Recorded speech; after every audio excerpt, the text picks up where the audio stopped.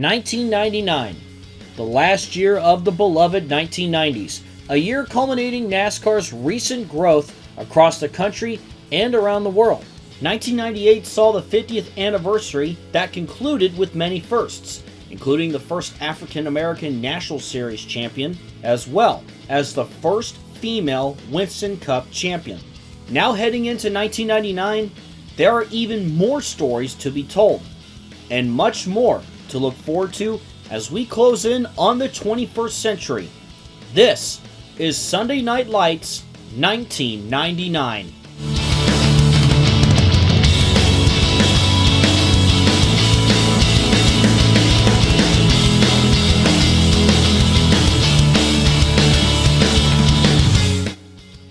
A lot can happen in the span of a decade.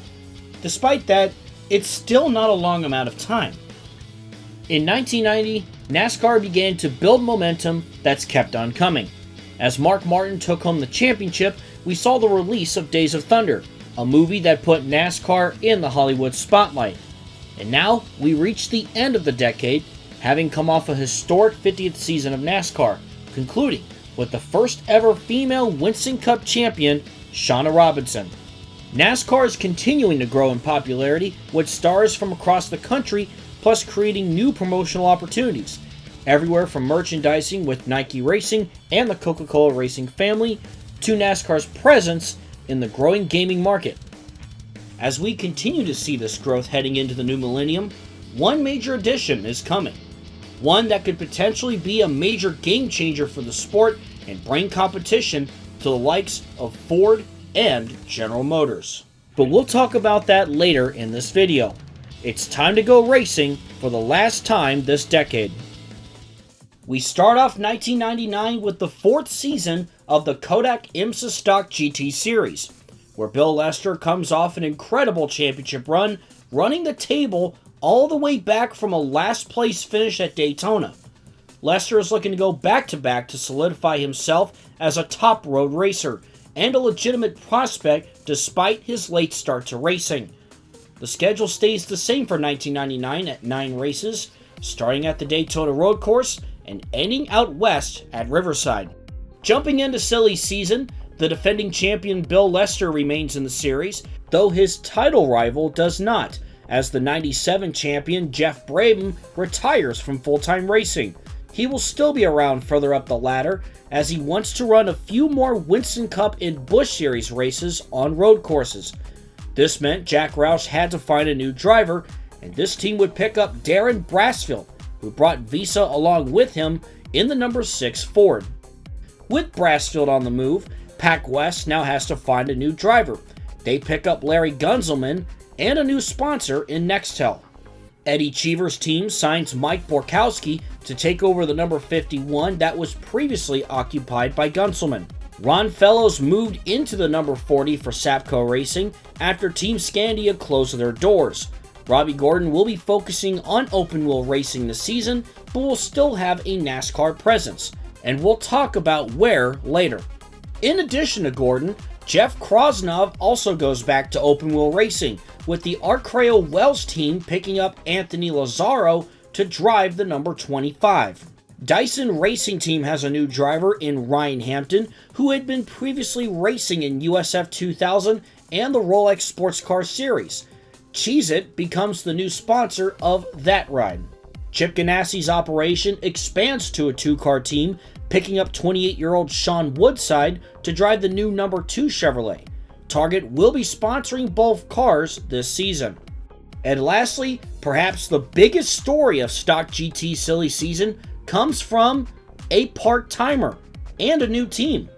Tim Richmond's Hollywood Motorsports, which debuted in the Truck Series last season, opens up a part-time operation in the series. The new number 46 Haas CNC Chevrolet will run 4 races this season, and it will be driven by a 2-time winner of the Toyota Pro Celebrity Race, actor Alfonso Ribeiro. After his success in the event and his work with some professional teams in kart, Ribeiro will make a professional racing debut. Perhaps he could surprise some people, just as Paul Newman did in his races with Hendrick in the 80s. The season kicks off again under the lights from the Daytona road course as both Savco drivers of Andretti and Fellows started on the front row. Ron Fellows is hoping for a big season in 1999, now being with one of the premier teams in racing. However, John Andretti broke out to an early lead and Ron Fellows was fading. Behind Andretti, Bill Lester and Boris Said were battling for second as Lester was kicking off his title defense. After pit stops, Boris Said had a slight lead, which he himself was able to grow when Andretti and Lester battled behind them. However, Lester prevailed and slowly started to reel in on Boris Said. Lester would then take the lead going into turn 1.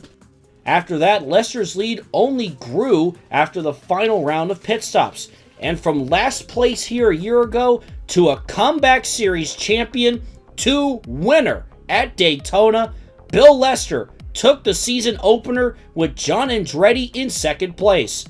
Behind them featured a three-wide battle at the line for 6th, with Mark Simo barely beating out Larry Gunselman and Alfonso Ribeiro, who got up to 5th off strategy. A great debut for him. It was a dominant performance for Mark Simo Racing in the next race at Sebring as Boris Said won the pole. All three drivers of Said and Mark and Brian Simo all finished in the top 5, and while Said led much of the early portion of the race, he was eventually topped on pit road by none other than Bill Lester. Lester would go back-to-back to start the season and wins 3 in a row going back to last season. Then at Portland, it was a big breakout moment for Chip Ganassi Racing's Jeff Davis as he scored the pole and had a dominant performance. That was until Bill Lester once again got by for the lead. However, Davis was able to fight back on the front stretch. After that, he would pull away from the competition, and the Winston West veteran with plenty experience on both ovals and road courses would get his first career win in the IMSA Stock GT Series. Perhaps more notably, the first stock car win for Chip Ganassi. Perhaps he could be a team owner to keep an eye on in the future. That wasn't all from Jeff Davis, by the way, because in the next race at Lime Rock, after having a brief battle with Darren Brasfield on the first lap, he had another dominating run, as Davis himself would go back-to-back, winning at Lime Rock. Jeff Davis is looking to be a threat for the championship. Then at Montreal, it was Lester on the pole as he went off to the races, leading for the first half of the race. Unfortunately for Jeff Davis, he got taken out around the halfway point of the race in a wreck. The race would change direction, however, as the Simo brothers battled it out. Brian Simo was leading for a good chunk until Mark Simo and Bill Lester showed up to the party. Mark Simo would take the lead, and after green flag pit stops, he would pull away and collect his first career win in the IMSA Stock GT Series at Montreal. At Mid-Ohio, the race featured a fun finish as Ron Fellows was putting on a clinic, but Boris Said was chasing him down with 3 laps to go. Then, Fellows was held up by the lapped car of Andy Pilgrim. Because of this, Boris Said was able to get past Fellows for the lead, and Boris Said would go on to win at Mid-Ohio. John Andretti would pick up an important win in the next race at Heartland Park with a dominating performance and a much-needed win. Then at Phoenix, Mark Simo would go on to get his second win. Going into Riverside, Bill Lester held an 89-point lead over John Andretti and was looking to lock up his second championship in the series. You may also notice that Riverside has gone through some upgrades, helping improve facilities and hospitality to help the track's longevity. Seating was added, as well as a festival area and a hotel casino, all to make racing a top destination for racing and other tourism in SoCal. On to the race now as Bill Lester and Jeff Davis battled back and forth all race long. It looked like Davis had the upper hand, but in the end it was Bill Lester capping off 1999 with another win. And for the second year in a row, Bill Lester is the Kodak IMSA Stock GT Series champion. He has been very impressive on the road racing scene, and many began to wonder what could be next for him going into 2000. Here are the winners and the final standings from the 1999 IMSA Stock GT Series season. It was definitely a breakout year for Mark Simo Racing as well as Jeff Davis, as Mark Simo and Davis both earned 2 wins on the season. Ryan Hampton would also capture Rookie of the Year for the Stock GT Series and hopes to build on that for next season. Alfonso Ribeiro was also solid in his selected starts, as he earned 2 top 10s in 4 starts. Next, we move on to the DuPont Super Sportsman Series. Last year, we saw Kerry Earnhardt take home the title just 2 years after his brother Dale Jr. did. He will be moving up the ranks to the Busch Series this season, meaning the title fight is wide open. For now, let's take a look at the schedule because we have 2 major additions for 1999. We have the first international date in the history of the Super Sportsman Series. The series will make a northern trip to Cayuga Speedway, a 5/8 mile short track south of Toronto. It replaces Colorado on the schedule. The other new date is the season finale for 1999, and perhaps the biggest race ever for this young series. It will take place at Daytona on the Superstretch. That's right, a short track on the backstretch. It will serve as a unique opportunity to bring the series to a major venue in the sport's history, as well as bring a marquee fall race to the world center of racing. Now heading into silly season, we start things off with Jarrett Favre Motorsports. Last year's runner-up Kelly Williams makes the move up to the Busch Series. The team now fields 2 full-time cars in the series, as the 33 is again fielded by Jason Jarrett, while the 32 is occupied by a rookie with a lot of experience as a crew chief, that being 41-year-old Kirk Shelmerdine. Dale Earnhardt's former crew chief has become a successful driver in ARCA, and now he's been brought in to both race in this series and to be a future leader in this growing team. While they were successful over the past 3 seasons, Dale Earnhardt Incorporated will be pulling out of Super Sportsman for now to focus on growing their Cup, Busch, and truck operations. We'll talk about where Kerry Earnhardt and Steve Park are in a bit. With that said, a new Cup team, however, starts up a Super Sportsman program, that being AK Racing. Alan Kowicki picks up a fellow Midwestern driver in Billy Venturini.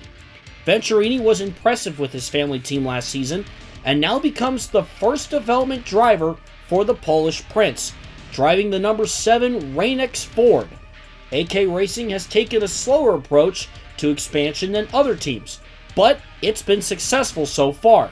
Moving on to other moves, Andy Houston gets picked up by Michael Kranefus as Houston's family team absorbs into Kranefus's team.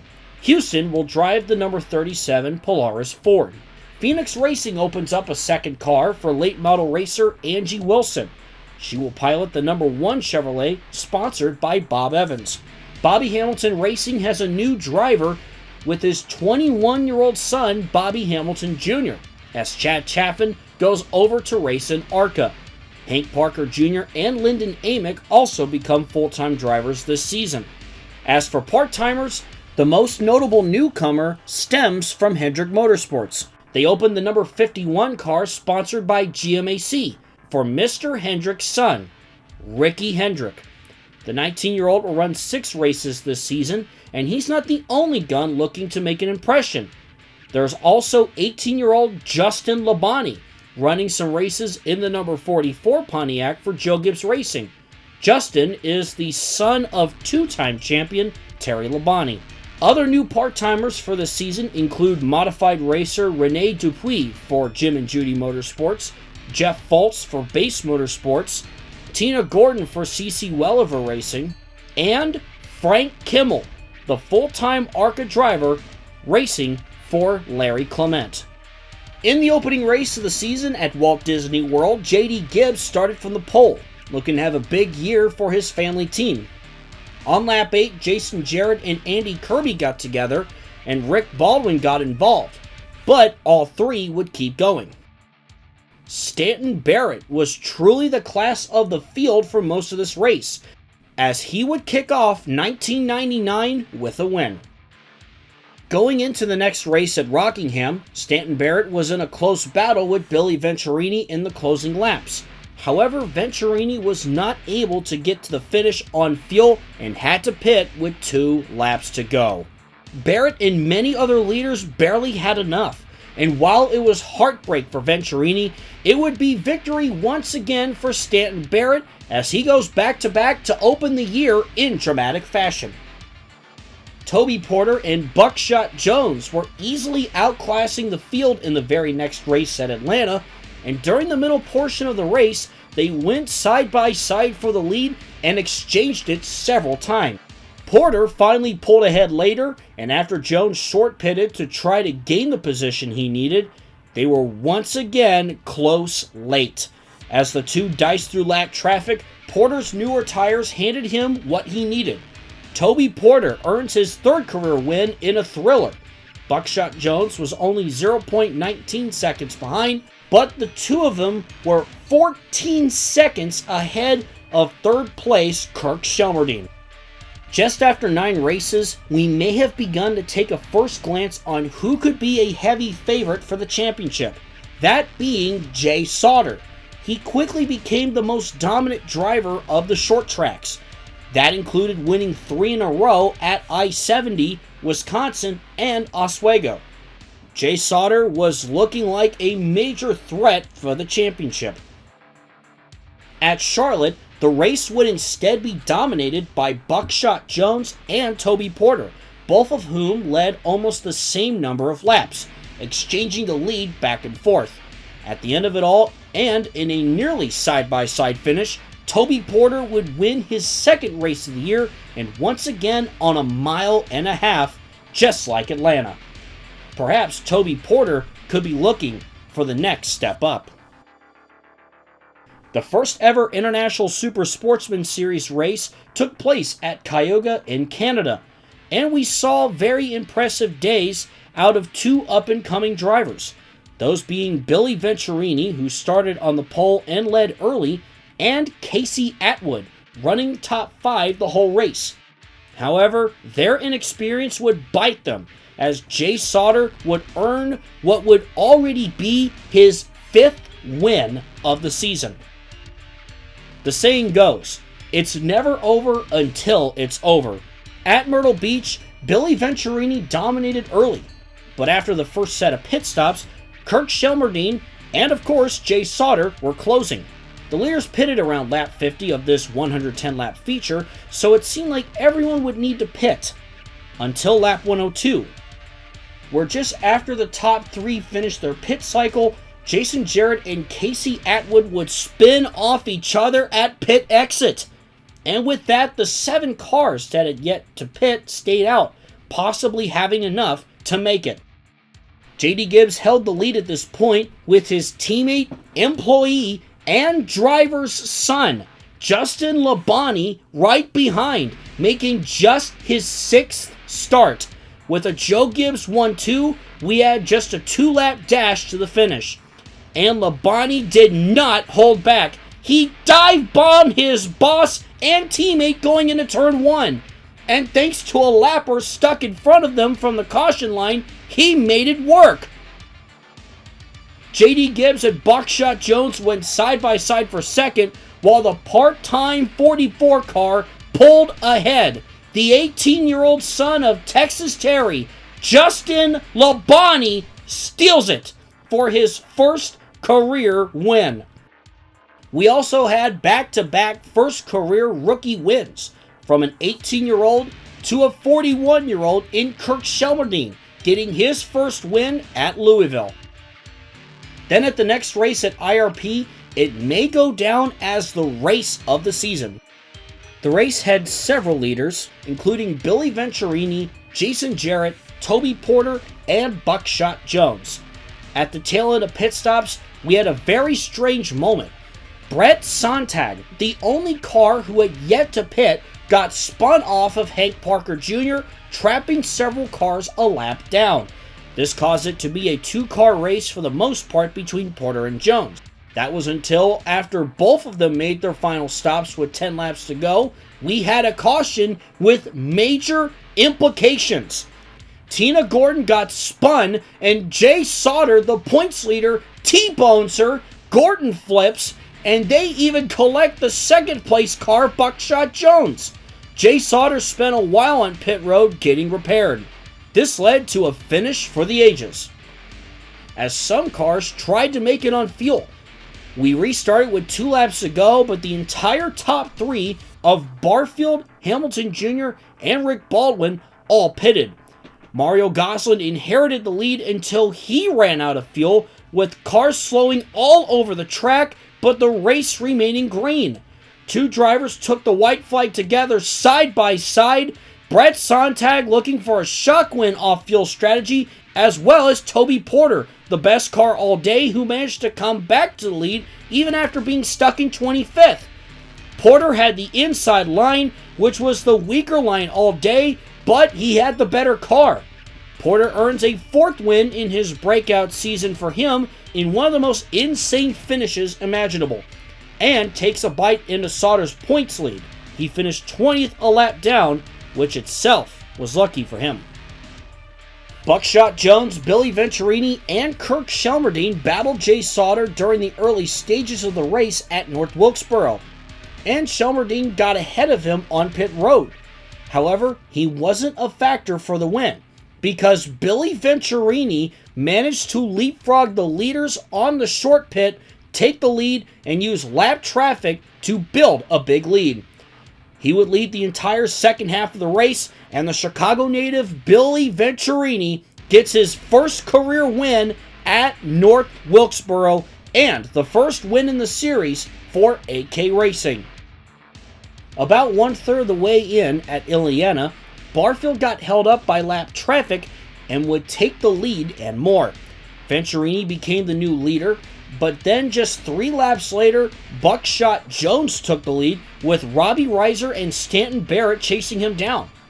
A couple laps later, Jones and Barrett nearly get into each other, passing a lapped car, but they kept going. On lap 41, major implications. Buckshot Jones drove right into Jay Sauter, sending the 31 into the wall, putting Sauter in last place for the day.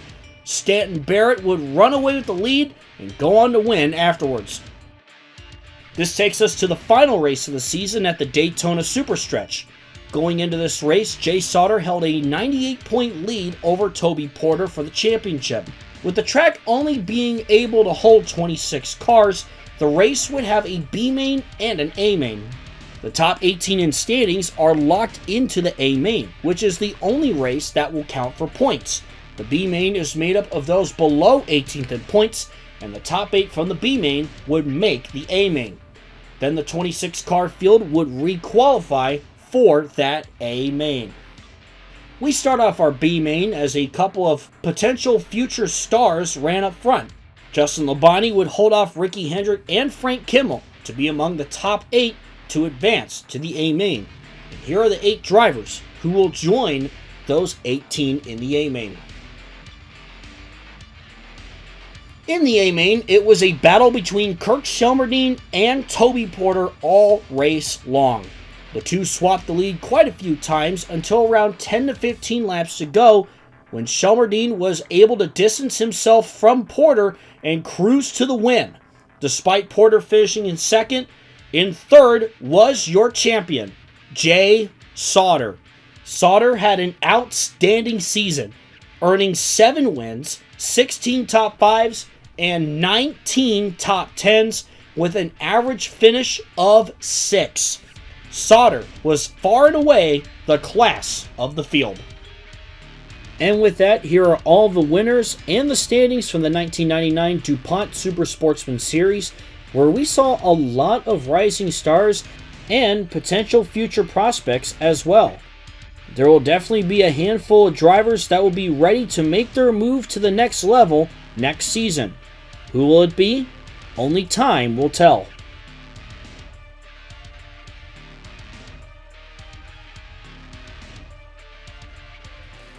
We now head next to the Craftsman Super Truck Series, as Brian Refner comes off a storybook season in 1998, clinching the championship, and he looks to go back-to-back. 2 new tracks are added to the schedule for 1999. We start off with the newly built Chicago Motor Speedway, a 1-mile oval built just 10 miles from downtown Chicago, owned by a group that included Chip Ganassi. At Chicago and Vancouver, the Truck Series will run back-to-back weeks as a support series for CART. In Chicago's case, it could bring a bigger crowd to potentially run for a Winston Cup date. It will serve as the 14th race on the schedule. Another track added to the schedule is Irwindale Speedway, a short track that just opened down the road from Los Angeles. This half-mile oval will be the second to last date on the schedule and could become a major market for the Craftsman Super Truck Series moving forward. As discussed in 1998, Tim Richmond will drive the full Truck Series season in the number 46 for his team, Hollywood Motorsports. One of his other drivers from last year, Eric Norris, will move into a new team at Morgan Dollar Motorsports, piloting the number 64 full-time. Ken Schrader moves into Dodge's truck program after an impressive season, keeping the number 52, but now being sponsored by Icehouse Beer. He will be teammates to Cindy Peterson in the number 00 and Bob Keselowski in the number 29. Lance Nork will return to his family team in a part-time effort after a disappointing set of seasons. Kevin Harvick moves up to the Busch Series for 1999, so that leaves an open spot in the number 38 for Atkins Sutton Motorsports. Veteran driver Mark Gibson takes over that ride and will run the full season. Ricky Johnson also leaves the Truck Series for a new opportunity we'll talk about later. Kenny Irwin Jr. takes over the number 1 truck at Bill Davis Racing with new sponsor Lucas Oil. Ultra Motorsports has a new driver in the number 2 as Kevin Grubb takes over that ride. Meanwhile, Mike Bliss moves over to the 98 for Liberty Racing. Kurt Busch will run full-time in the Craftsman Super Truck Series with Star Nursery Racing, and the team switches to Dodge. Perhaps Dodge is looking to build some potential prospects for the future. Robin Gordon will run the full season for Waltrip Motorsports with new sponsorship from 10-10-345 Lucky Dog. DEI will field a part-time truck with the number 3. This ride will be shared by Ronnie Hornaday and Scott Bloomquist. And lastly, Ryan McGlynn is in the 80, Ernie Cope is in the 27, and David Starr is in the 73. We started off this season with a surprise pole winner, Mark Gibson, looking for his first NASCAR win since his Firecracker 400 upset a full decade ago. He had to fight early with another driver who struggled for wins, that being Michael Waltrip. However, truck whacker Ernie Irvan made his way toward the front. Then later in the race, we had a few new faces emerge thanks to lap traffic and pit stops. Greg Biffle took the lead a bit past halfway, with Irvan, Jimmy Johnson, and Jack Sprague making up the lead pack.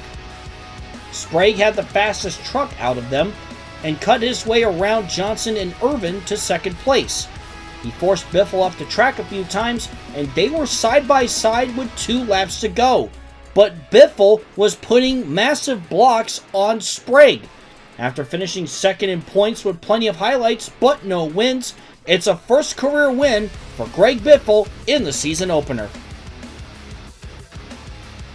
It wasn't all doom and gloom for Sprague, because in the next race at Evergreen, he started from the pole and put on a dominating performance to secure his first win of the 1999 season. Ron Hornaday continued his road course dominance with a pole, but 2 drivers hungry to win started in tow. Barry Bodine looking for his second win, and Cindy Peterson looking for her first.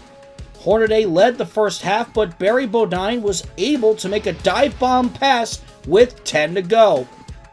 We had a set of late pit stops that caused 2 new names to reach the front off of differing strategy, Jimmy Johnson and Tony Roper. Barry Bodine barely got ahead of both of them, and Jimmy Johnson would fall back to 5th, while Roper and Hornaday battled for 2nd, opening the door for Barry Bodine to get his second career win. Ironically, His first came a year and a half ago, just down the way at Portland Speedway on the oval. Now, he gets it done on a road course. Two of the Dodge Ram truck drivers, Cindy Peterson and Bob Keselowski, put on a show early in the race, including going 3 wide for the lead on lap 3, with Peterson eventually pulling ahead. Peterson was the dominant truck all day, but had to fend off a late charge from Jimmy Johnson. However, Cindy Peterson took advantage of Dodge's step forward to finally earn her first career win, and the second for Dodge in their return to NASCAR. This makes Peterson the 7th woman to win a National Series race. Then at the next race at Knoxville, another Dodge driver in Ken Schrader would put on a dominating performance to go on and get the win, giving more momentum to Dodge. The 7th race of the season at Sears Point featured a thrilling finish, as Bob Keselowski was leading from the pole with 2 star drivers behind him in Brian Reffner and Tim Richmond. After the final round of pit stops, Richmond was holding on to second, but Reffner took it away with a hairpin dive bomb and eventually went side by side with Keselowski with 3 to go. Reffner finally was able to pull away in turn 2 with 3 to go and held on the rest of the way. The champ, Brian Reffner, gets his first win of the season in thrilling fashion. Our second dirt race of the year at Devil's Bowl didn't have many usual suspects. Jeff Bodine started on the pole, but we had a crazy start where Tim Richmond took it 3 wide to go from 3rd to 1st. Bob Keselowski followed the line and fought Richmond for the lead to take it soon after, looking to win here back-to-back years. Unfortunately for them though, the first pit strategy would hand a big advantage to an underdog, one that grew over time. The other Bodine, Barry. He would have a shockingly dominant second half to get his 2nd win of the year and the 3rd of his career. 2 races later at Minnesota, Tim Richmond started on the pole, but Michael Waltrip was able to take the lead right after. He and Richmond stayed close throughout the race, and up until 10 to go, it was all Waltrip. But thanks to lap traffic, Richmond was able to sneak past Michael Waltrip to take the lead and go on for his first win of the season. At the inaugural race at Chicago Motor Speedway, a caution came out coming back to lap 2, when Jack Sprague got tagged and spun on the front stretch, with contact from Ken Schrader. Scott Lagasse and Cindy Peterson put on a good show for the fans. They battled side by side a few times until Peterson eventually took the lead. After final pit stops, she had at least a 2-second lead and would go on to win. A great performance by her, and I'm sure her sponsors have to be happy, since Sears is based out of Chicago. After Jack Sprague took the checkered flag in the 17th race of the season at Charlotte, we had an interesting points battle for the championship. Ron Hornaday held a 9-point lead over Brian Reffner, with Tony Roper, Cindy Peterson, and Scott Lagasse all in contention for it. After that, Tony Roper would go on to win at Talladega, Ken Schrader would hold off a charging Kurt Busch to win at Texas World, then Tim Richmond, who has had a rather disappointing season, would dominate to a win at Memphis. Then at Gateway, Tony Roper and Brian Reffner were battling it out, trying to one-up each other for the championship. At the end with 10 laps to go, the defending champ, Brian Reffner, makes the pass, and he would go on to get his 4th win of the year. After Greg Biffle won the 2nd Phoenix race, a lot of the championship fight changed, as Tony Roper had a commanding lead in the standings. And it would not change, as Barry Bodine would go on to earn his 3rd win of the season. Tony Roper, driving for Jack Roush, would become the NASCAR Craftsman Super Truck Series champion for 1999. Roper would finish the season 141 points ahead of Brian Reffner. He would also finish it off with 2 wins, 7 top 5s, and 16 top 10s. And here are the winners and the final standings from this year's Craftsman Super Truck Series. we really saw Dodge Ram Racing break out onto the scene with great performances out of the likes of Cindy Peterson and Bob Keselowski, not to mention Ken Schrader as well. However, one disappointment has got to be Tim Richmond. He had some bad luck this season, but hopefully he can turn things around next year. It's still a relatively new team, so Tim Richmond says he's not too worried about it, and we'll have to see how he does going into 2000. And now we check out the International Race of Champions for 1999 as we take a look at the driver lineup. Our 12-driver lineup this year features stars from the Winston Cup, such as Kyle Petty, Shauna Robinson, Rusty Wallace, Patty Moyes, and Ernie Irvan, as well as the Busch Series champion Tim Steele. We also have some open-wheel drivers, including Adrian Fernandez and up-and-coming star Greg Moore from the FedEx Kart World Series, and Eddie Cheever and Davey Hamilton from the Indy Racing League. There's also the Australian Touring Cars champion Craig Lowndes, and rounding out the field is the defending ARCA Racing Series champion Frank Kimmel. The schedule for this year does not change from last year, as we do feature the same 4 races in Daytona, Calder Park, Michigan, and Indianapolis. Starting off with the first race at Daytona, Davey Hamilton started on the pole, and this might have been one of the most competitive Iroc Daytona races ever. This race would feature 25 lead changes among 11 drivers across 50 laps. With 6 to go, Patty Moyes took the lead from Ernie Irvan. She held the lead well in the closing laps, trying to fend off Kyle Petty, Shauna Robinson, and Greg Moore. With 3 to go, Greg Moore tried to make a move, but Craig Lowndes beat him to take second. Then with 2 to go, Craig Lowndes took the lead in turns 1 and 2, but it wasn't over yet. Frank Kimmel. Kimmel took the lead coming to the white flag, but he was under fire from Adrian Hernandez. Kimmel threw a block in turn 1 on Fernandez. Eddie Cheever was looking for second, but wasn't able to get there. Off turn 4, it was a shocker. Frank Kimmel, the ARCA champion, would go on to win at Daytona. In the second race at Calder Park, Tim Steele won the pole with Australian star Craig Lowndes starting alongside him. Steele was dominant all race long, and with 30 to go, Rusty Wallace and Kyle Petty got together and wrecked as Petty was trying to get back to speed. Ernie Irvan tried to slow down, but runs into the back of Petty, taking them both out of the race.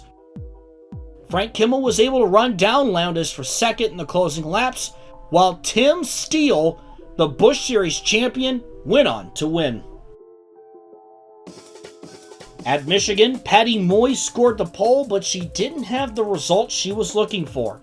All but 4 drivers led during the race, and it was back and forth. But Team NASCAR would finally prevail in this race, as Rusty Wallace won the race with Kyle Petty in second and Shauna Robinson in third. 6 championships combined in that top 3. Tim Steele was 5th and Frank Kimmel was 9th. I say that because here is how the standings look going into Indy. Frank Kimmel leads by just 2 points over Tim Steele. Ernie Irvan started on the pole, and Steele and Kimmel qualified in the back. Not the ideal start for 2 of our title contenders. Rusty took the lead from Irvan on lap 8. He led until the final round of stops as Adrian Fernandez led the race and had a shot to lock up the title. But with 3 laps to go, Rusty Wallace took the lead from Adrian Fernandez, and he would fall to third. That pass right there is most likely what cost him the Iroc title. Tim Steele was 5th and could not catch the main leaders, and Frank Kimmel was not a factor in this race. And with that, for the 3rd time in 4 years, Rusty Wallace is crowned the Iroc champion for 1999. And what an interesting season it's been, with the ARCA guys looking strong against some of the world's best, including Frank Kimmel and Tim Steele getting their wins at Daytona and Calder Park.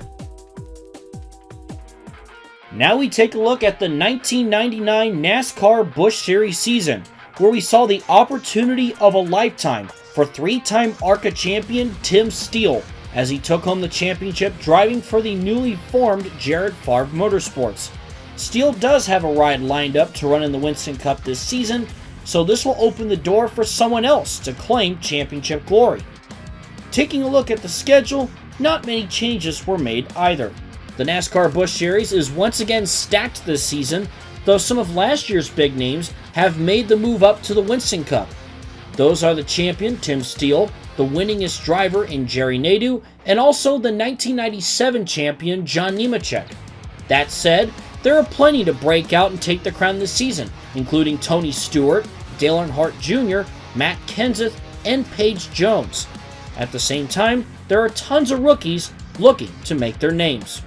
Kerry Earnhardt, after winning the Super Sportsman title last season, makes the jump up to the Busch Series. That said, DEI sticks with the three-team program they have for now, leading to Dale striking a deal with the new team Galaxy Motorsports, offering an alliance to have Kerry in the car. Kerry Earnhardt will pilot the number 75 Channel Lock Chevrolet for Galaxy. Another driver for the Earnhardt stable is Steve Park, who will run the full Busch season in the number 43 for Curb Akajanian. After a disappointing season last year, he won't be remaining in the DEI stable, though Dale put in a good word for him to make his own move up the ladder. Kelly Williams and her sponsor, Home Depot, move into the number 32 car at Jared Favre, vacated by Tim Steele. JFL will run 2 full-time cars this season, as the 82 goes full-time with the former stock GT champion, Tommy Kendall. Bud Moore closes his Busch Series team and sells his equipment to Jared Favre. Kevin Harvick makes his own move up from the Truck Series with a brand new team, getting assistance from Ford. A new team started up by Trans Am owner Tom Gloy and Bobby Rahal to form Gloy Rahal Racing with sponsorship from Shell, who was previously with Roush. On that note, Johnny Benson does return to the number 9 for Jack Roush, now with a new sponsor in Best Buy. Another truck driver moving up is the former off-road veteran Ricky Johnson, who joins the Atkins Sutton team in the number 38 Barbasol Ford. And lastly for the rookies is perhaps the biggest story of them all. A driver moving near immediately to the Busch Series, 18-year-old Adam Petty, and he'll be joining his father at Sabco Racing. In addition to his truck starts at PE2, Adam will run full-time in the number 40 with a new sponsor, Yahoo.com. Felix Sabates was reportedly a bit concerned about bringing him into the series right away, but saw potential in him following his incredible bout with Winston Cup stars in the Texas World Truck Race last season. It may take Adam a few years to develop, but if all goes well, he could be NASCAR's next Sabco star. Another big move comes from the Swede, Kenny Brack. After showing flashes of brilliance in stock cars ever since making the switch, he finally gets a bigger opportunity as Hendrick Motorsports picks him up for the Busch Series campaign. He moves into the number 51 with MasterCard returning as a sponsor. As for notable part-timers, Spears Motorsports makes a return to the series, entering a car for their truck driver Jimmy Johnson to run West Coast races in the number 76. A new team in Emerald Performance Group will field the number 91 for Jamie Skinner, the son of Mike Skinner, as well as dirt ace Scott Bloomquist. Yellow Freight is sponsoring the car. Express Motorsports appears in the Busch Series as a part-time team, fielding the number 16 for Jeff Burton and stock GT champion Bill Lester. Joe Nemechek will return to running some Busch Series races, with Dr. Pepper sponsoring him at his own team. His Super Sportsman driver Stanton Barrett will make a few starts at the end of the season in this car as well. Sabco's number 45 team will be piloted by 5 drivers in a rotation: Patty Moyes, Shauna Robinson, Jerry Nadeau, Ron Fellows, and John Andretti. And lastly, DEI's number 19 will be part-time again, with Kelly Earnhardt and Robbie Gordon sharing that ride. Joe Nemechek and Kenny Brack led the field to the green flag to kick off the 1999 NASCAR Busch Series season. Here is the first lap.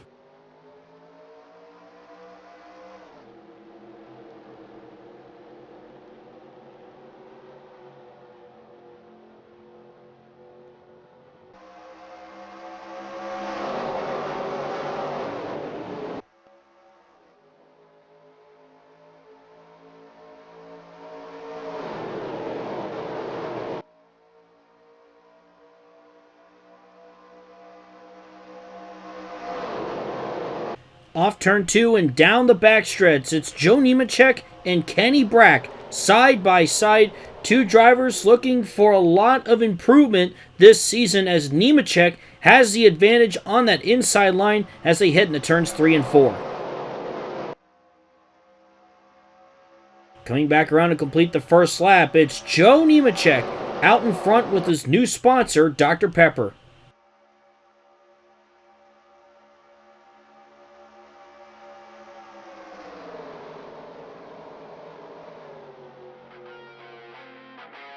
Like a typical Daytona race, the lead changed a lot and many had a shot at the win. With 9 laps to go, the caution came out for debris. The race then restarted with 4 laps remaining with Dale Earnhardt Jr. out in front. But that lead wouldn't last long, as Bobby Labonte would quickly take the lead in search of a much-needed win. The field began to spread out quickly as some of the leaders did not have enough fuel to make it to the end. Then, Kelly Earnhardt took the lead, but then it was Mike Wallace. Then on the final lap, it came down to Mike Wallace and Kelly Earnhardt. Watch as Kelly Earnhardt would make the pass on Mike Wallace, coming back to the start and finish line, and the 1997 Daytona 500 champion would pick up the win. What an amazing finish and what a big win for Kelly Earnhardt. In the next race at Rockingham, Matt Kenseth started on the pole and fought with Tony Stewart for the lead early on, but he held him off. Behind them, we saw 2 cars that were hot looking for their first career wins, Kenny Brack and Adam Petty. Adam started 19th and worked his way into the top 5 quick in quite an unreal run. Kenseth's car did not have a great second half, and instead the leading battle would be between Paige Jones, Kenny Brack, and Dale Earnhardt Jr. Brack pulled ahead with Jr. right on his bumper before the final stops, but Jr. made a grave mistake pitting too long and getting caught by the lappers, allowing the 51 to pull away. Brack was looking for a change of pace in his NASCAR experiment, and it was going to pay off as Kenny Brack gets his first NASCAR Busch Series win and first non-exhibition win in stock car racing. Definitely a pivotal moment in his career. At Las Vegas, the battle was between Jeff Gordon, Paige Jones, Tommy Kendall, and Clifford Allison. Kendall took advantage of the lap cars on a restart to make the 2 moves he needed. And because of that, Tommy Kendall gets his second career Busch Series win and his first non-Iroc win on an oval. Back-to-back wins of road course backgrounds. Also of note, Jimmy Johnson made his Busch Series debut with Spears Motorsports, and he would finish it with a top 10 finish. We had another marquee win in the next race, as at Atlanta, some strategy would change late in the race. However, as during pit stops, we had a big wreck where Bill Lester, who was making his Busch debut, got tagged by Shauna Robinson coming off pit road and set off a chain reaction down the backstretch that collected the pole sitter Blaze Alexander and Clifford Allison, including Lester rolling at the bottom of the banking. This set up a few new faces at the front, 2 females, rookie Kelly Williams and bushwhacker Tammy Jo Kirk. Williams pulled away and dominated the last third of the race to get her first Busch win. Despite the late start to her rise, she proves why she's one of the sport's hottest prospects, male or female. Just a few races later at Bristol, we still aren't done in terms of first-time winners. Dale Earnhardt Jr. started on the pole and led for the first third of the race before being overtaken by Shauna Robinson and Jeff Gordon. After a yellow for Tim Feudua, Gordon would lead the race with Adam Petty behind him. Adam Petty would eventually take the lead, and it looked like Kenny Brack was going to come in with another great short track car to pass. But Adam threw a block until he spun the lap car of Jeff Fuller to cause a yellow that Petty didn't need. But then, on a restart with 25 to go, Adam got the perfect jump to get below the lap cars and built a gap between he and Kenny Brack. We had one last restart after a spin for Kelly Williams, and it came with 6 to go. All Petty needed to do was race clean and let the lap cars do their job. And he did. It was not a fluke. He earned it. First career win alert for the 3rd time already this season. And it was our biggest in years. Adam Petty takes the win in the Sapco 40 car. Nazareth Speedway is a track with a lot of open wheel history, so it would seem fitting for a driver who came from an open wheel background to get their 2nd career win there. Kenny Brack would get the job done as he continues to showcase his experience in what has been a breakout year for him. The 11th race of the season at Charlotte was a very competitive race. The story of the race was Paige Jones versus DEI. Both Dale Jr. and Kelly Earnhardt fought for the lead, with Tony Stewart running top 5 much of the day. Paige Jones outran them in the middle stage of the race, and Kelly Earnhardt got ahead during final pit stops. Paige Jones ran her down with 10 to go, and thanks to lap traffic, Jr. joined the party and pulled ahead of both with 2 to go. Dale Earnhardt Jr. gets his first win of the year after a disappointing start, but Paige Jones beat Kelly Earnhardt at the line to break up the Earnhardt 1-2. After 11 races, Kenny Brack led the point standings. Race 15 at the Daytona Road Course featured a fun race, as on pole was Jeff Gordon. Alongside him was the rookie Kelly Williams, who has barely any experience on road courses. Williams was able to take the lead on lap 2 and led a great chunk of the race, though Gordon stayed with her. On the final set of pit stops with 5 to go, Gordon barely got ahead on pit road, leading to them being bumper to bumper for multiple laps. After taking 2 to go, Williams got low enough to force Gordon up, and she would take the lead in turn 1. Gordon kept staying on her bumper, but he could not make a move in the chicane. He had a run coming to the checkers, but it wasn't enough to go side by side and contend for the win. Kelly Williams gets her 2nd career win and takes down a Winston Cup star to do so. We had a brother-sister battle at the end of the race at New Hampshire, as Kelly Earnhardt and Dale Earnhardt Jr. battled it out in the closing laps, with Kelly Earnhardt getting the win. This makes it the first brother-sister 1-2 finish in NASCAR. Tony Stewart had the best car at IRP, the very track where he got his first stock car win 2 years ago. He lost the lead at one point to Johnny Benson, but in the final run, it was Stewart versus Clifford Allison, who was looking for his first win in 5 years. And we had an incredible final 10 laps where Allison ran him down and looked for a pass, as Stewart fought a lapper in Elton Sawyer. Allison made a pass on the outside with 6 to go, but Sawyer stayed side by side, leading to Tony Stewart doing something incredible. He forced a run on the outside, took them 3 wide, and forced Allison out of line a bit. Stewart got a huge outside run thanks to this, and cleared them with 4 to go, completely avoiding them. Tony Stewart gets his 3rd win of the year, 2nd in a row, and his 2nd win in his home market at IRP. Not only that, but he takes the points lead with it too.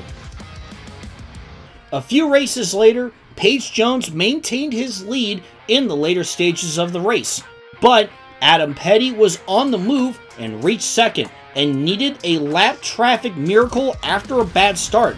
Despite Jones's lead being built up quick in clean air, he hit lap traffic with 3 to go, and he would get forced into the high line by Stewart and Mike Harmon. This allowed Adam Petty to near instantly come back and take them side by side to the white flag, where Adam barely cleared in turn 2 on the bottom to pull off one of the most clutch passes ever, and Adam Petty gets his 2nd career win by sweeping the Bristol races. Adam Petty is quickly looking like the real deal. After a yellow and additional pit stop at Darlington, where Tommy Kendall leapfrogged the leaders off a shorter stop. He would go on to lead the way until another caution for Adam Petty ended the race under yellow, handing Kendall his second win off strategy. Except he didn't. Coming to the checkers, he ran out of fuel along with some lappers, handing over the win to Dale Earnhardt Jr. Absolute heartbreak for Tommy Kendall. We skip a few races now to Riverside as Kenny Brack started on the pole, looking to get his third win on the season and on a road course, but got blasted outside on the start by Kevin Harvick. Harvick shot out to an early lead and would battle Jeff Gordon and Kenny Brack, but kept optimizing his time on pit road to pull ahead. Late in the race, he had to fight Paige Jones, who was looking for another big win, and he got to the bumper but couldn't get it done. We have a first career win alert once again, and it's a home track win too. Kevin Harvick dominates at Riverside for a stunning victory for Glory Rahal Racing. In the closing laps at Texas World, we had a fun three-car battle between Joe Nemechek, Kenny Brack, and Paige Jones. Nemechek and Brack were side by side for the lead on the final lap, but Front Row Joe used the outside line to get his advantage to get a bushwhacking win for his own team. Perhaps something much needed for him. While Tony Stewart went on to a dominating win at Gateway, helping his championship efforts, Stanton Barrett made his first of a few starts at the end of the season for Nemco Motorsports, as he had a great outing, starting 14th and finishing 12th. After this race, Tony Stewart held a 118-point lead over Paige Jones. The season finale at Atlanta featured an early battle for the lead between David Bonnet, Dale Earnhardt Jr., and Jerry Nadeau that went on huge swaths of the race. But a caution during pit stops, one that took out Nadeau himself, caused Tony Stewart, Kelly Williams, and Kenny Brack all to get up front behind Stanton Barrett in the 87. Barrett was locked in for this race as the one and only leader to not pit under the final yellow, and he managed to hold off all three of them for the final 30-lap run. It was absolutely incredible for the Super Sportsman driver, likely to move up next year, until the clock struck midnight on the whole season, when in the final turn of the season, under caution, Barrett runs out of fuel, and Kelly Williams, who had been held off by him for 10 laps, finally gets by to take her fourth win of the year in an absolutely insane fashion. Barrett had enough to finish fourth, and it was a statement race for him despite the heartbreak. In a season full of crazy marquee moments, we just had to get hit with one more. With that said, the champion was decided as soon as the green flag was taken. Ladies and gentlemen, your NASCAR Busch Series champion for 1999, Tony Stewart, driving for Dale Earnhardt Incorporated. In what has been a very competitive season, Stewart would earn 6 wins, 17 top 5s, 26 top 10s, and an average finish of 7.44. And I would say that this driver is ready to move up to the Winston Cup in 2000. As we look at the winners and final standings from this year's Busch Series, we had some first-time winners and some breakout stars like Adam Petty, Kenny Brack, and Tommy Kendall. Now the question is, what's next in store for all these potential future stars, especially one in Adam Petty, getting 2 wins at just 18 years old.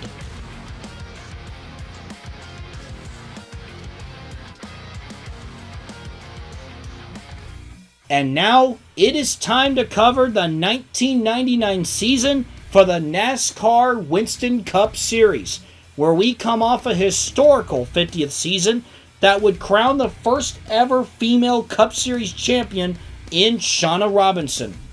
Robinson, as well as her Sabco teammates, are looking to dominate the Winston Cup in hopes one of them can bring home another title to a team that has become an elite powerhouse throughout the 90s.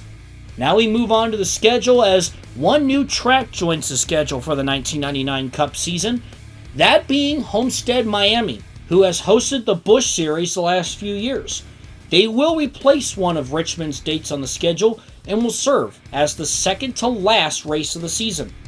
As for this year's All-Star race, it heads out west to be held on a road course for just the second time. Riverside will host an all-star clash in SoCal with a Hollywood flair that NASCAR looks to carry into the new millennium. Moving on to silly season, many of the biggest stories stemmed out of Hendrick Motorsports. One of the biggest stories surrounded who would be driving Rick Hendrick's number 51 Chevrolet with Tim Richmond retiring from full-time racing. The answer, as expected, was John Nemechek. The younger Nemechek will take over for Richmond, with Burger King sponsoring the full season. Exxon restructures their sponsorship following the Exxon-Mobil merger. That being said, he wasn't the only change at Hendrick Motorsports. Joe Nemechek had been underperforming in the number 5, and Rick wanted a change, though he didn't want to leave Joe out to dry either. Despite his brother joining, Joe Nemechek makes a ride swap with Hendrick's help. Nemechek heads to SS Motorsports to take over the 85 with new sponsor Dr. Pepper, with Hendrick providing support for both the 85 and the Nemco Busch team. This means that Davey Allison, who had a winless but solid rebound in 1998, will take over the number 5. Allison is hoping for some kind of breakthrough in 1999 to finally return to victory lane. The next notable changes were made over at Roush Racing. Former champion Darrell Waltrip departs from the team, and he is replaced by the defending Busch Series champion Tim Steele. Steele will be one of the 4 big contenders for Rookie of the Year in the number 6 Valvoline Ford. Darrell Waltrip goes to drive most of the season for Haas Carter Motorsports in the number 23 Ford, replacing Ward Burton and bringing in a sponsorship deal with Tide. While he'll be in this car at most races, Waltrip will also run 4 races for Bill Davis Racing, where he'll be also serving as a mentor to Jeff Gordon and prospect Paige Jones. Jiffy Lube will sponsor those efforts. For the races Waltrip is in the 99, Johnny Benson will drive the 23. Speaking of Paige Jones, he also makes some Winston Cup starts in the 99 later in the season, with Circuit City and Sega coming on as sponsors. Going back to the rookies, Jerry Nadeau moves up to the Winston Cup, replacing Bobby Hamilton in the Petty 43. STP and Cheerios will split the sponsorship, as Petty Enterprises will also get a bigger technical alliance with Sabco Racing. Jeremy Mayfield rounds out our rookie class as he takes over Cale Yarborough's 98 team. American Equipment Racing buys into the team, and Caterpillar will continue to sponsor Mayfield in the new number 98 Cup car. As for other news, Bobby Hamilton moves over to the new Tyler Jet Motorsports after the team bought out Team Tabasco. AT&T comes over to sponsor the number 10. Todd Bodine moves to Joe Bessie's team in the number 06. This car is the 06 instead of the 60, since Washington Irving Motorsports occupies that number. That team will run again part-time in Cup, with Jeff Bodine and Willie T. Ribbs sharing the car. Ward Burton moves to Midwest Transit Racing in the number 50. Robert Presley now pilots the number 58 Hollywood Video Ford for SB3 Motorsports. As for some part-time cars, Rick Hendrick will have a part-time number 46 car for Tim Richmond to make some Cup starts, as well as Kenny Brack. GMAC will sponsor Richmond, while MasterCard will sponsor Brack.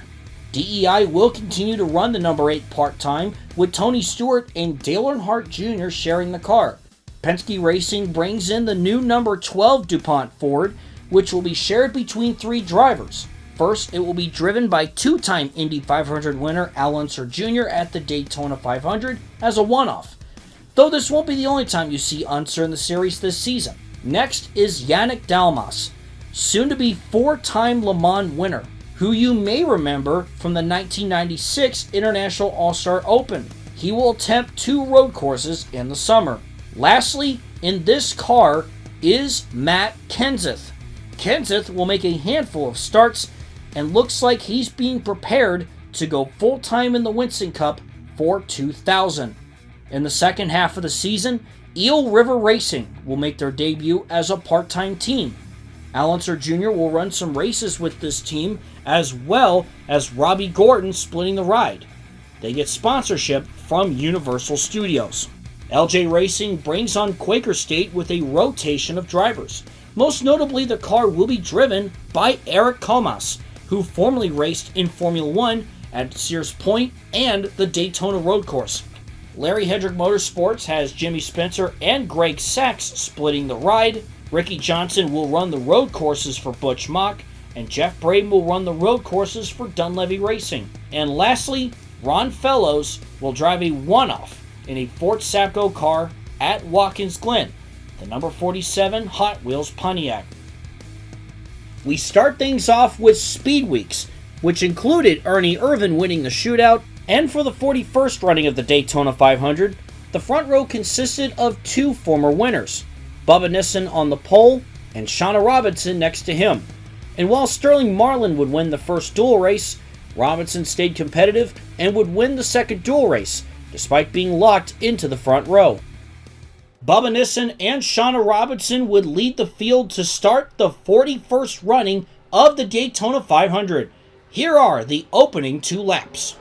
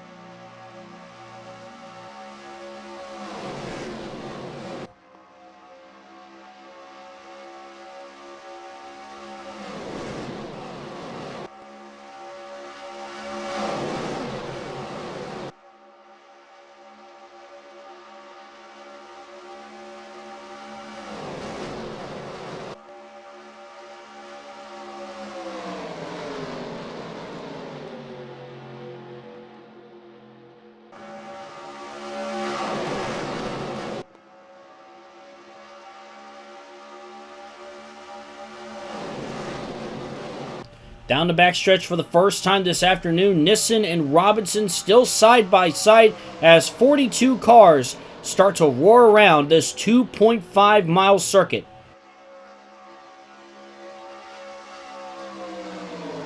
Who is going to lead lap 1 as they come off turn 4? Nissen, Robinson, and it looks like Bubba Nissen has the advantage, and he's going to get the first set of 5 bonus points to kick off the 1999 season. Robinson still on the outside as they're 2x2x2 going into turn 1. This year's Daytona 500 had been a long green flag race, and at one point the race had a pack of about 8 cars contending for the win. And one driver that really surprised everyone was Norm Benning, driving for a small team called Trix Racing. He somehow managed to stay in contention for most of the race and even led for a brief moment. While Norm Benning would wind up 21st, this would lead to him making more starts as he ran full-time in ARCA. In the closing laps, the field began to split up thanks to late pit stops around 10 laps to go. It became a fuel race. However, some drivers were able to stretch it enough to get to the end. And with that, it was Chad Little of Mark Rypian Motorsports, the 1996 Busch Series champion, looking for his first Cup win in the biggest race of them all, and Kelly Earnhardt, the 1997 Daytona 500 champion, looking for a turnaround season. Here are the final 3 laps. 3 laps to go here in the Daytona 500, and we have an interesting finish on our hands. Plenty of leaders have had to pit late in the going. Chad Little and Kelly Earnhardt are trying to stretch it out. They're going to try and get to the finish, and perhaps either Chad Little could win his first career Winston Cup race, or Kelly Earnhardt could potentially get her second Daytona 500 win in 3 years and add on to her father's 3 Daytona 500 wins that he already has. 2 laps to go. It is still Chad Little. Kelly Earnhardt is separated by plenty of lap cars. And of course, everything could change if these two cannot make it. Earnhardt is there. She has to go now. It is time. Can she find the right move? Can she get a push just to get to the 97? On board with the 14. Little is right there. She's trying to get past the 33 of Jeff Burton. Ahead is the 94 Casey Elliott. But that 97 is the most important car, and she's going to get held up by Bubba Nissen. Nissen just got back onto the track. Kelly Earnhardt's going to get held up.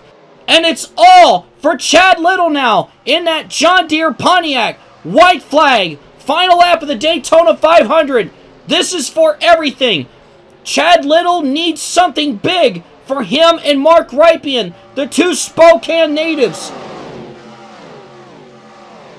This could be the moment that changes Little's life forever.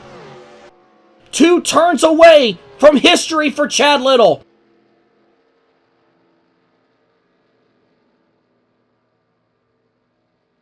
And into turns 3 and 4. They're going to remember this one for many years to come. To the checkered flag. Spokane, Washington's Chad Little is going to win the Daytona 500 for 1999. You know what they say about the Daytona 500? Winning it not only changes your career, it can change your life. Since Mark Rypien took his team to Cup in 1997, the team hasn't had much luck. But perhaps that may change now with this win. Chad Little said afterwards, quote, "We felt like this year was a make-or-break season for all of us, and the fact that we came to Daytona and won is just amazing. I'm so proud of the whole effort this team has, all the way back from winning the Busch title in '96 to now. I'm just so thankful." What a special moment for both Little and Rypien, both from Spokane, Washington. We head to the 4th race of the season at Atlanta, where Jeff Gordon started on the pole, but he had a battle with all 3 Sapco drivers early on. However, about 20 laps in, Shauna Robinson was leading, but blew a motor from the lead, ending her day early. Kyle Petty would take the lead after, but what a massive heartbreak for Robinson, who when she was last here, she was celebrating as a Winston Cup champion. Ricky Rudd also had a fast car, but in the end, it was the battle of the beer cars, Rusty Wallace and Jeff Green. Green was there in the end, but it was Rusty Wallace starting his quest for a 5th championship, picking up the win. Moroso and Rusty Wallace started on the front row at Louisiana, and Rusty looked strong early. Rob Moroso would spin from 2nd during a round of pit stops, causing a small pileup off turn 2. Later on, Shepard had a spin where Moy slammed into him, DNFing both drivers. It was Jeff Gordon versus Kyle Petty versus Alan Kulwicki. After the final restart, Gordon was able to space himself between him and Petty. And after a winless 1998, despite the All-Star win, Jeff Gordon wins at Louisiana. Despite Dale Earnhardt being on the pole at Dover, Shauna Robinson broke out to an early, dominating lead in the first half. The first caution came out when Patty Moyes and Ricky Rudd got into each other and wrecked, but they would keep going. Alan Kulwicki then became the one to beat as he dominated the entire second half, but thanks to a late caution during green flag pit stops, a wreck that involved Jeff Burton getting turned by Kelly Earnhardt, in which he'd get hit by Eddie Bierschwell and Kyle Petty. Petty would keep going and, oddly enough, would finish third. This set up for a battle between AK Racing drivers, where Kawicki tried to maneuver his way through the lap traffic, but he would eventually get passed by Ernie Irvan in the closing laps, and Ernie Irvan would take home the win at the Monster Mile. Then, at Sears Point, Rob Moroso led the most laps, but Ernie Irvan took the lead just before the final set of pit stops and kept it by short pitting. Ernie Irvan would go back-to-back, picking up a win in wine country. After 10 races, Kyle Petty holds a 28-point lead over Ernie Irvan. The stars of the Winston Cup stayed out west as the All-Star race took place at Riverside. NASCAR hosting the race in Riverside was intentional, not just amidst its own upgrades, but also to provide a major update on an exciting development for the sport's presence in the region. Let's move back to July 1998 to a big announcement that was made a bit earlier chronologically. With Riverside alive and well, and with it being just down the road from Fontana, California Speedway never came to be. However, there was interest for an oval track in Southern California. With that, NASCAR, SMI, and other parties looked into other opportunities near Los Angeles or San Diego. Speedway Motorsports got the deal and are set to do something unique. They announced a joint venture between Bruton Smith's company and the Spanos family, who own the NFL's San Diego Chargers. Introducing SoCal Speedrome, a racing complex highlighted by a 2-mile oval with high banking, set to join the schedule in 2000. This track is set to usher in the next generation of oval circuits with state-of-the-art facilities, and being a full racing complex, including a Motegi-style in-and-out road course. East of the track, the complex will also be building a new home for the Chargers, keeping them in San Diego without worry. I'd like to take a moment to give a huge thanks to RoseJam for laying out this track and to Jets Racing Designs for creating the brand. RoseJam also created the Louisiana and New Talladega tracks. The track is still in development, and you'll see what the final product will look like when we get to 2000. As of right now, we're only creating the oval for NR 2003, but may look into the road course as well in the future. Bruton Smith said during the announcement, quote, "It's important for our entire industry to reach new places. San Diego is a great city, and we're looking to attract new fans from the entire Southwest, race fans or otherwise, to this new venue. I've already made clear in the past few years that we can create brand new experiences in a sport full of tradition. I'm confident that this track will bring in a new generation of racing facilities and bring with it more collaboration with other sports." We start off with the Open as John Nemechek won the pole with Jerry Nadeau starting next to him. And from the get-go, Nemechek took the lead and never looked back. For the second year in a row, John Nemechek wins the Open in what was a dominating performance. Moving on to the All-Star itself, Sterling Marlin started from the pole with Jeff Gordon starting next to him. Marlin took off immediately, but Gordon would stay with him. After the first stage caution, there was a stack-up, handing damage to Robinson, Waltrip, Dale Sr., and a couple others. Jeff Gordon was always there, but after the final restart, Rusty Wallace would get around Jeff Gordon for second. After that, it was a Penske 1-2 finish in SoCal as Sterling Marlin dominated and would win the 1999 All-Star race. This year's Coke 600 had a wild story right off the bat. Kelly Earnhardt scored the pole as she looks to finally get another win, while starting second was Matt Kenseth, making just his second Winston Cup start. Neither would be our early leader though, as Rob Moroso shot from third to take the lead at the start of the race. He would end up dominating about 2/3 of the race, but then, somehow, for the second time this season, we had a mechanical issue from the lead. Rob Moroso blew his clutch and went from leading to out of the race in an instant. Behind him was Shauna Robinson, who would take the lead and fight off Dale Earnhardt late in the race to earn the first win of her title defense, adding another crown jewel race to her resume. This also comes after Robinson blew her motor from the lead earlier in the season at Atlanta. 2 races later at Michigan, Jeff Green started on the pole, and we had early RCR domination, with Green and Dale Earnhardt exchanging the lead early. We had more competition late in the race, as Patty Moyes, Kyle Petty, and Ernie Irvan all took turns up front. Moyes and Petty used total team control to get an advantage, but he had a mad dash at the finish thanks to fuel mileage, to which not a single driver could make it without stopping. Even after having to pit to splash and go, Patty Moyes held on to get her second win of the season, and does so at the very track where 10 years ago this August she earned her first win and changed the course of racing history. The very next race at Pocono featured a really exciting battle. Shauna Robinson and Jeff Green put on a clinic for the fans. Before that, we had a wreck around halfway where Davey Allison got into Alan Kowicki as the two wrecked in turn 1. The good news for them, they would keep going.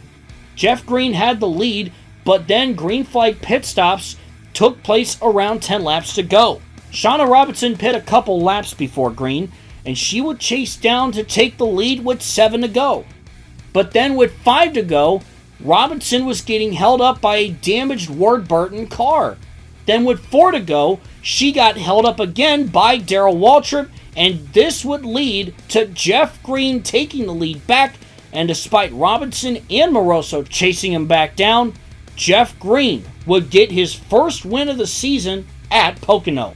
Then 2 races later at the Daytona Road Course, Bubba Nissen, looking for his first win in over 2 years, started on the pole and led early. It was a day of Ford domination. Rusty Wallace led most of the race as he looked for back-to-back wins, but had to hold off charges from his teammate Sterling Marlin as well as Ernie Irvan. Irvan was able to leapfrog again during final pit stops, and the two had a thrilling fight, including being side-by-side at the line twice in the final 3 laps, before Irvan finally pulled ahead a bit on the final lap to get the win. Irvan is 3 for 3 on road courses, and AK Racing continues their dominance on them. The 6th running of the Brickyard 400 looked to continue the trend of big stories in Victory Lane, and it briefly looked like we could have the biggest yet, because in his debut, Paige Jones in the 2nd Bill Davis car started 3rd and charged to 2nd. He ultimately fell back though, as last year's winner Jeff Green defended from the pole. Jeff Green wouldn't have the long run pace though, as the battle instead would be between Sterling Marlin and Patty Moyes. Marlin led for most of the race, and Patty kept getting to his bumper but would fall back on pit road. Then, during the final cycle, Rusty Wallace suddenly leapfrogged to 2nd and ran down his teammate but couldn't make a move. Sterling Marlin gets, surprisingly, his first win of the year at the Brickyard 400, and Penske gets a 1-2 finish at a track they have a lot of history at. You could even say that he owns the place. Dale Earnhardt continued his rebound and started on pole before giving up the lead to Kyle Petty and Jeff Gordon, and eventually Jeff Green. Where things got interesting came during a yellow after pit stops, for Kyle Petty getting spun off pit road but not hitting anyone. This catapulted Davey Allison to 2nd behind Green, and the two of them would stay near the front all day. Over time, the Savco cars came to life and even ran 1-2-3 at one point, with Moyes taking the lead and regaining it from Green after final pit stops. In a thrilling final run to the checkers, we had a 6-car pack with Moyes and Green leading, followed by Allison, Petty, Marlin, and even John Nemechek looking for his first win. Allison and Green exchanged second place a lot, but both had a run on Patty Moyes on the final lap, nearly going 3 wide for the win in turn 3. But Moyes just knows how to get around here and held off both of them outside, and Patty Moyes sweeps Michigan, earning her second win of the row, 4th on the year, and perhaps most special, winning again at Michigan the same week as the 10-year anniversary of her historic first win at this very track. And it doesn't get any more fitting than that. The 1999 Southern 500 might have been one of the most wild Southern 500s in recent history, just by the way this race ended. So late in the going, Jeff Gordon was leading with close to 35 to go, which would lead to the final round of green flag pit stops. Things jumbled up, however, as Shauna Robinson would take the lead and was looking to become the first woman to win the Southern 500. However, Sterling Marlin appeared to have a rocket as he chased Robinson down and would take the lead with 15 to go. A wild wreck took place when John Nemechek got into Bill Elliott just a couple laps later, going into turn 1, sending the 9 into the wall, but then Davey Allison slammed into Elliott, causing Elliott to go on a wild ride. Todd Bodine was also involved, and he, Elliott, and Allison would be out of the race. All of the lead lap, but 3 drivers would pit. The ones that didn't were Jeff Gordon, Ernie Irvan, and John Nemechek. Gordon was trying to put some distance between he and Irvan, as he even moved and just about wrecked Rodney Orr, as Orr got moved up into the wall, but he kept going. But then with 5 laps to go, Jeff Gordon had to pit, and right as that happened, Shauna Robinson would pass Sterling Marlin coming to the line because the caution had come out for Tim Richmond ramming into the 91 of Steve Grissom, causing a pileup that Dale Earnhardt barely avoided. It was bad luck and bad timing for Jeff Gordon, as Irvin would take the lead and the race would end under caution. But wait, there's more, because on the final lap, Ernie Irvan and John Nemechek ran out of fuel. They were down on the apron.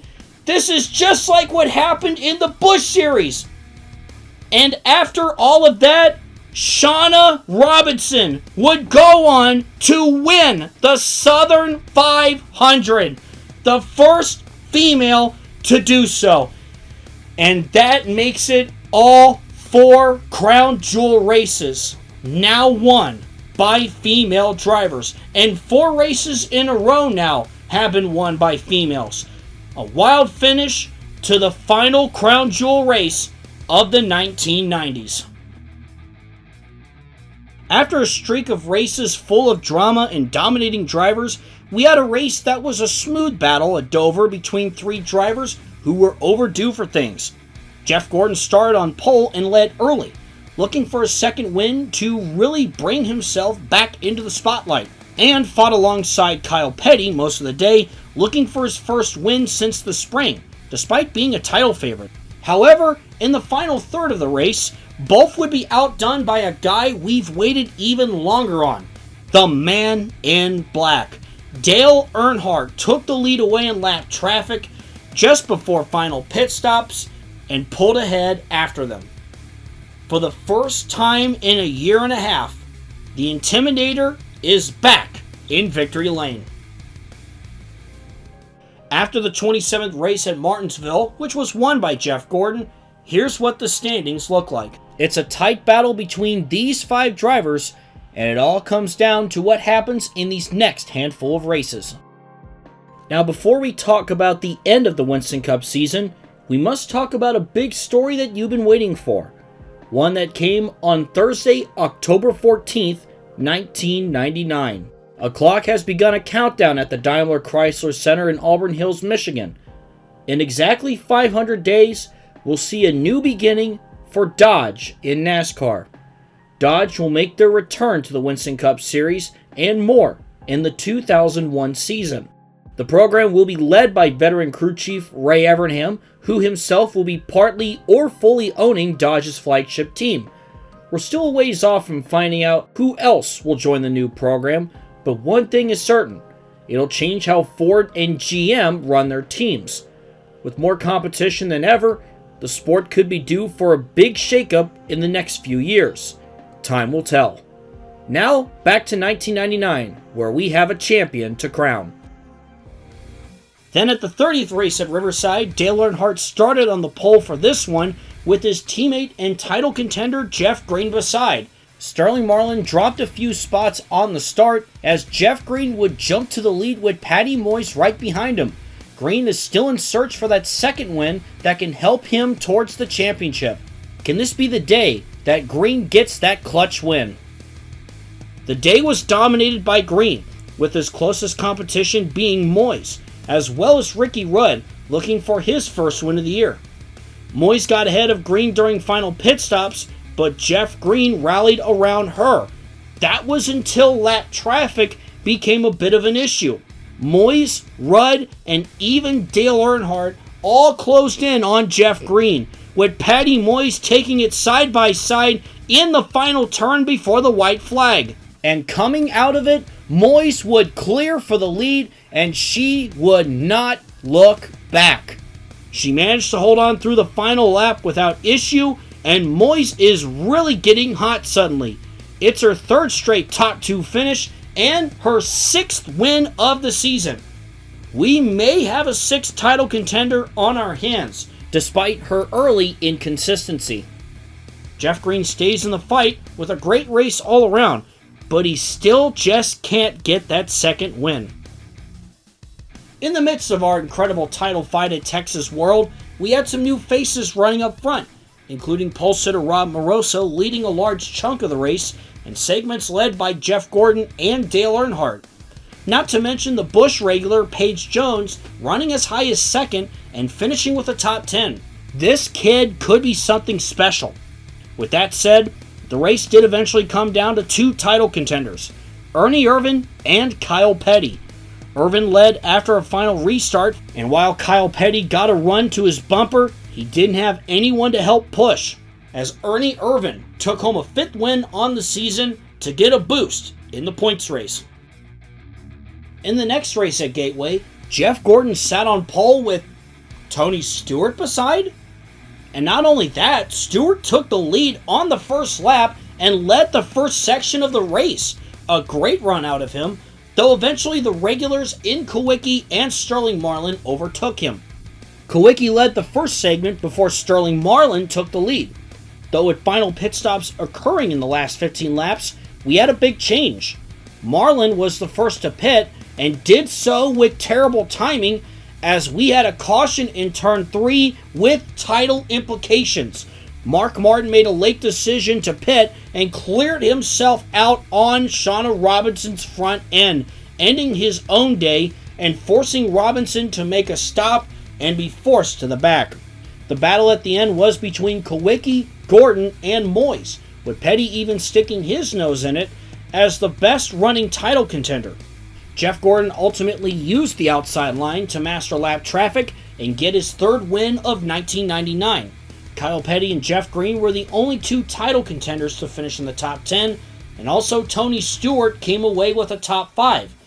Between Stewart, Paige Jones, Kenseth, and Dale Jr., next year's Rookie of the Year battle could be the greatest in NASCAR history. Shauna Robinson won the pole for the inaugural Winston Cup race in South Florida. Jeff Gordon looked strong early and led until the first round of green flag pit stops. But after that, Rusty Wallace had a rocket and took the lead. And he practically never looked back, dominating to a win.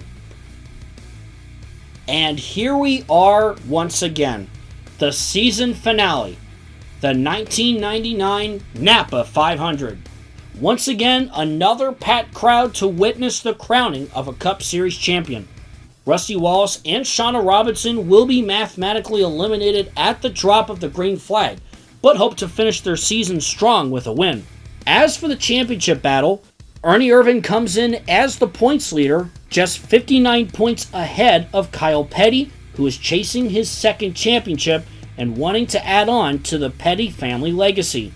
Then, 109 points back is Jeff Green, what many saw as the unlikely of the bunch to be here contending for the title. Not many expected him to be running this well. He has shown he's got what it takes. Despite one win, he's been mostly consistent all season. And going back to Irvan, for a driver who from the late 80s to 1996 only scored 2 wins, but since joining AK Racing has won 9 in total to this point. It has been an incredible comeback story so far. But can he cap it off by winning a championship for Alan Kulwicki? It all comes down to these next 500 miles. Ernie Irvan won the pole as he started alongside Jeff Gordon, with Jeff Green starting 12th and Kyle Petty 13th.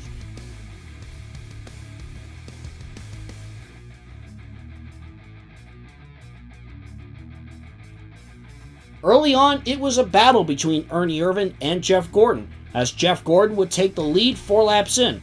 In the first portion of the race, Gordon and Irvan were the class of the field. On lap 29, we had our first round of green flag pit stops, as Gordon and Irvan went down pit road together. They would also stay 1-2 afterwards. On lap 44, Irvan and Kyle Petty both caught up to Gordon thanks to a lap car. Then Petty would push Irvan past Gordon for the lead, as Wallace was behind them in 4th. Jeff Gordon would end up falling back to 3rd. Then about a couple laps later, Kyle Petty took the lead. But with Irvan in 2nd, he's going to need more than just 5 bonus points. However, on lap 51 came a major turning point in the race that would have major championship implications. Irvan to the inside of Gordon and Wallace, and oh no! Wallace and Gordon are in the wall as they ran into each other! Caution is out, and this will definitely shake things up. Jeff Green slams into Wallace! Major championship implications! And now Darrell Waltrip hits the 31 as well, and Jeff Green's championship dream is over. Absolute heartbreak for the 31 team. Absolute heartbreak indeed, as Rusty Wallace, Darrell Waltrip, and Jeff Green, who was hopeful to walk out with the championship, would all have early exits from the race. The race would then restart on lap 56, with Kyle Petty leading, Ernie Irvan 2nd, John Nemechek 3rd, Patty Moyes 4th, and Ricky Rudd 5th. Jeff Gordon was still in the race, but was now 33rd. John Nemechek would immediately go for 2nd, and he would take it from Ernie Irvan. He wants to not only lock up Rookie of the Year, but also his first career win. On lap 63, Rob Moroso chased the leaders down, and he would take the lead, trying to give RCR one more win for 1999. During that point, the top 10 would feature all 3 Earnhardts in the field, of Dale Sr., Dale Jr., and Kelly Earnhardt, who was driving a special paint scheme for the Atlanta Thrashers' inaugural season in the NHL. 10 laps later, Kelly Earnhardt would find her way to 2nd, trying to break a winless streak and bring big momentum for DEI going into 2000. She then went for the lead, but Rob Moroso was able to hang on. Ernie Irvan was shuffled back on the restart, but he would make his way to 4th place at this point, but not too long after came green flag pit stops. At this point, this had everyone on edge, questioning if there was enough fuel to make it to the end. Irvan stayed out for as long as he could before pitting, hoping if needed, it would be enough to help him secure the championship. With 25 to go, Shauna Robinson, who had her crowning moment as champion here a year ago, would take the lead from Rob Moroso. However, Moroso would come fighting back, but Robinson would hang on. Shauna Robinson would continue leading, trying to secure one more win on the season. Just as the season started in Daytona, it will end with the fuel mileage race. Robinson, Moroso, and Dale Earnhardt went down pit road, and soon after, Kyle Petty. As the final laps ticked away, Ernie Irvan was staying out as the leader. Irvan, who pitted later then the other leaders on that last cycle stayed out. The 11 car of Ernie Irvan takes 2 laps to go, and you've got to believe at this point that even if he needs a splash of fuel, his points lead is safe as long as he crosses the line. He has 5 wins on the season and is looking for his 6th in what has been a remarkable 2 years with AK Racing. He got back on the map with his win for Junior Johnson and has now risen to the top of the standings after over a decade in the Winston Cup. White flag for Ernie Irvan. Coming into this race, all he needed was to defend his lead. He'd clinched the title with 7th place or better. Even if he ran out now, he could almost certainly coast to the title. But that might not even be needed. He didn't come here needing the win, but he's about to walk it off anyway. And a driver who was an underdog just a few years ago has reached the summit. Salinas, California's Ernie Irvan is a Winston Cup Series champion, and he tops it off with his 6th win of the year.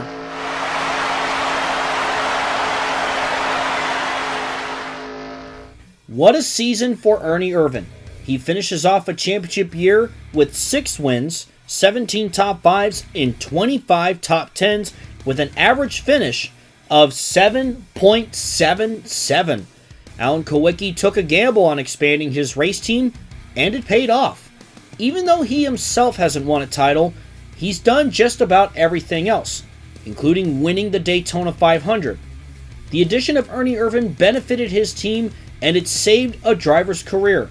Even though Irvan may be 40, it's better late than never. For the International Exhibition at Twin Ring Motegi, the field consists of the top 15 in Winston Cup standings, as well as Daytona 500 winner Chad Little, Busch Series champion Tony Stewart, Truck Series champion Tony Roper, a handful of Winston West drivers, as well as a handful of Japanese drivers. And we close out 1999 with our International Exhibition at Twin Ring Motegi, as Rod Moroso started on the pole with Shauna Robinson in second, as Moroso got out to an early lead. But on the second lap, Dale Earnhardt got into one of his own drivers in Tony Stewart, sending Earnhardt around, and Chad Little would get a piece of it as well.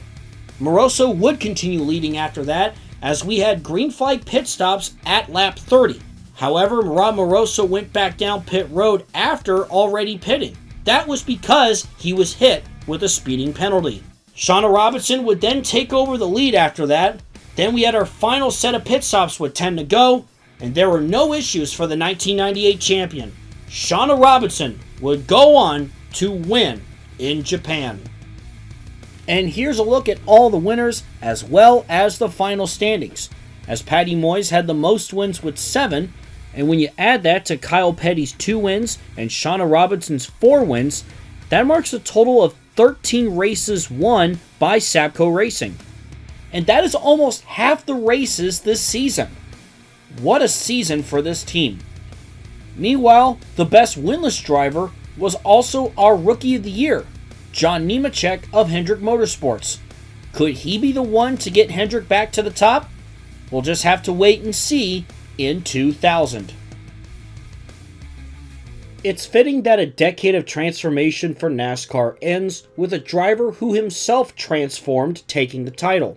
Just 8 years ago in 1991, Ernie Irvan finished 40th in points and DNQ'd over a dozen races. Now, he's reached the mountaintop of the sport after clawing his way back. He got back on the map with his second career win in 1996. Then, when Junior Johnson sold his car to Alan Kulwicki, something finally clicked. Irvan had 6 career wins coming into 1999, and he walks away from it with double, 6 more wins, a second win at the Clash, and the Winston Cup Series championship.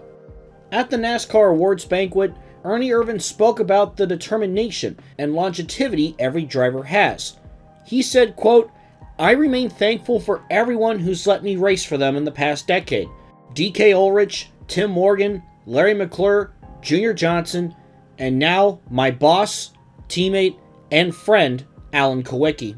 By the time most athletes reach 40, they're on the way out. NASCAR is one of few sports where turning 40 doesn't mean the end. It could mean this is my peak. After all, the young guns are winning more than ever, but it's not the end of the road. Alan is building something that will outlast both of our driving careers, but we're still here to win. Alan got his Daytona 500 win. Now I want one too to go with our title. And that closes out 1999. The 90s are complete, and what a decade this has been for NASCAR. A decade that saw incredible moments fueling the sport's evolution. It began with a few oddities, from Davey Allison's one-win title to a moment that changed superspeedway racing. Yet, the sport rebounded, thanks to both its drivers and its direction. After Patty Moyes started winning consistently, the sport had found its first female star. And then Shauna Robinson blew the door wide open with a Busch Series championship and then a Daytona 500 upset for the ages. It wasn't just women making waves though. Other names, new and old, made their mark. Kyle Petty became a champion in the same race his father ended his full-time career. Jeff Gordon won 2 Busch titles to become NASCAR's youngest star ever. Bubba Nissen brought home an independent championship that could be the last of its kind. And of course, Rusty Wallace asserted himself as the decade's dominant driver, becoming a 4-time champion. In 1996, the sport took to the world stage for a once-in-a-lifetime event at the Atlanta Olympics. In a season full of growth for the sport with multiple new series, it was the crowning achievement in showing that yes, NASCAR is more than a regional pastime. It's become nationally and even internationally known. Then, the end of the 90s pushed it even further. A 50th anniversary celebration capped off by the most historic Winston Cup champion yet, followed up by this year by a champion who's perhaps the sport's best ever story of perseverance. These stories are why we love racing. It goes beyond the speed, thrill, and action that it brings. It started on the beaches of Daytona in humble beginnings to today's super speedways, old and new alike. Now, we look to turn the page to 2000. There's names about to emerge that you all know and love, and some you may not know the stories of. Just like real life, time and fate will tell who rises to the top.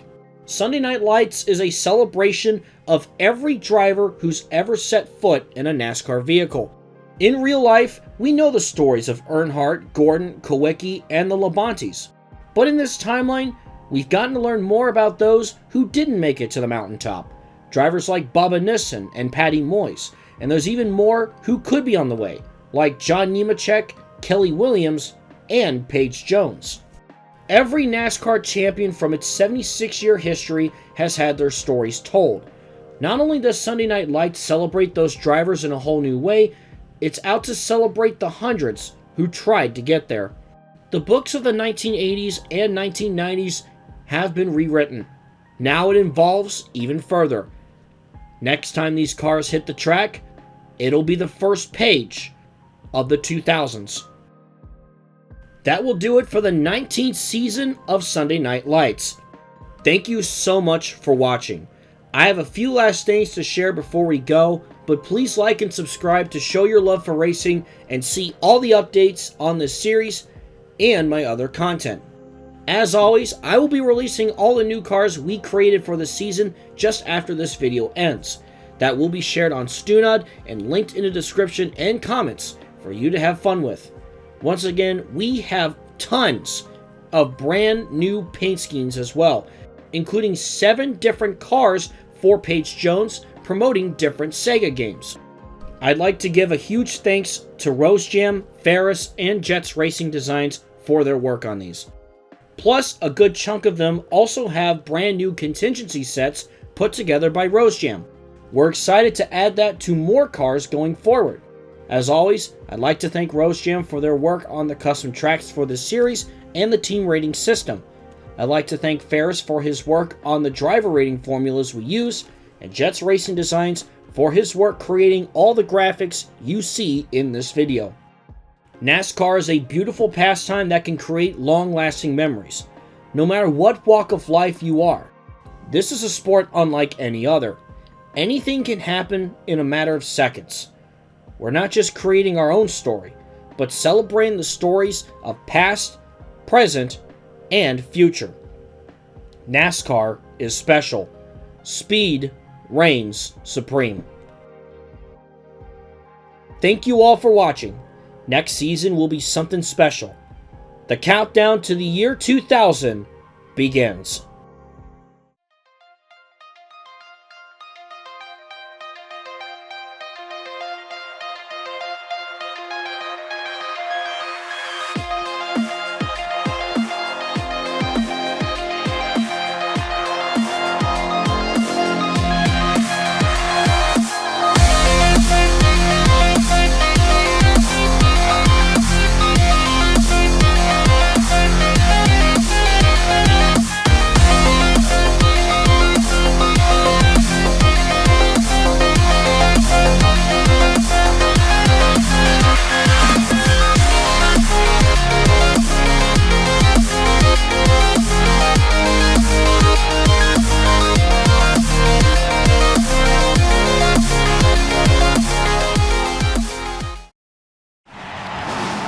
Close to somebody you love. In 25 seconds, it'll be the new year. In 20 seconds. And we're going to count it down from here down when we get to 10. Are you ready? Happy New Year early.